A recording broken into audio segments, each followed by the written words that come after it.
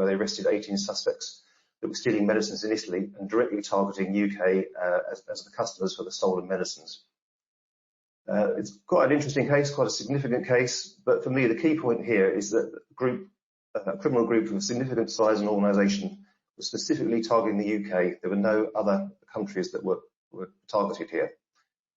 As you may know, the Italians do not operate unique identifier as part of FMD and rely on the Bellino system, and their wholesalers are not listed in UDRA GMDP. So if being an inspector for 20 years has taught me anything, it's that there's no such thing as a one-off incident. The criminals will have identified that they can exploit these gaps and will try again, and we want you to be aware. And Peter Brown will cover this in some more detail a bit later on. Next slide, please. So part of the reason we're having this webinar is we think is a lack of awareness of the risk to the supply chain. So I mentioned that around 1,500 people have registered to join this webinar.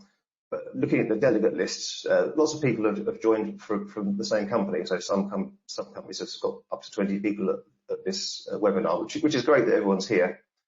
But as of today, there's just over 2,000 wholesale dealers license holders. So by my rough calculation, around a third of wholesalers have not attended today. So even accounting for this being the holiday season, that's a pretty worrying statistic for me, that a free webinar advertised to all wholesalers is still missing a significant segment of companies. We do cover some points on due diligence a bit later on, but perhaps one question you could potentially pose to suppliers is, have you viewed this webinar? We will make this recording available for people that have not attended at a location yet to be determined, but it'll probably be on our YouTube channel. This slide relates to the 2019 recall, and it's just used to illustrate the number and impact of companies that were affected by having to recall products. Next slide, please.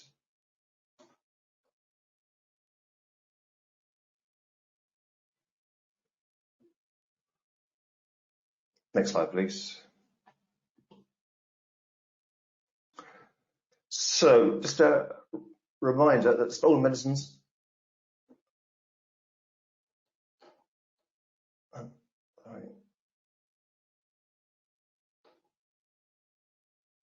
That's it. Okay, sorry, I'm going to skip 2 sheets.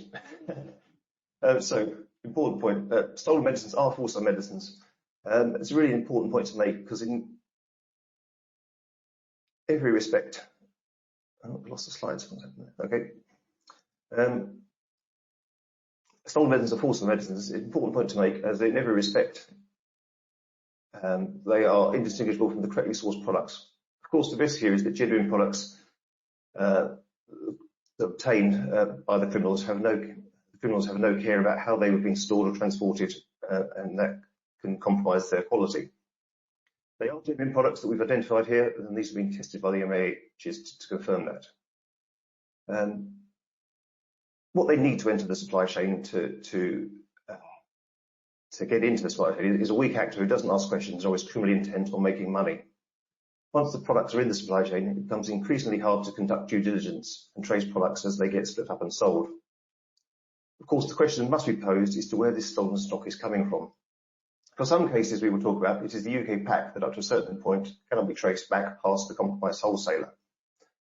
In the main, the products identified have not been subsequently reported to us as stolen. You'll see that some of the items are hospital-only lines and others are volume lines in reasonable quantities of hundreds of packs that should have been identified as stolen in the stock reconciliation that identified as missing stock. If during the webinar you recognise any of the proxy products we talk about as being an issue for you or see a pattern of stock loss, then please do get in touch. So it's not just about vigilance of companies buying products, it is companies recognising stock losses, maybe criminals in their employ diverting products. In relation to the HMS wholesale case, you can see relating to the FMD alert, this company purchased medicines from outside the supply chain directly from companies without a WDA and sold them on. So could the companies further down the supply chain have spotted anything? Next slide, please. So, a quick reminder that wholesalers have a legal obligation to report to the MHRA any offers of suspected falsified products. And we just have the animation. So, what could be suspicious? If you're offered hospital-only lines, so typically these are high-value products, not usually seen in pharmacies or smaller wholesalers, as in reality there's no particular sort of re-wholesale market for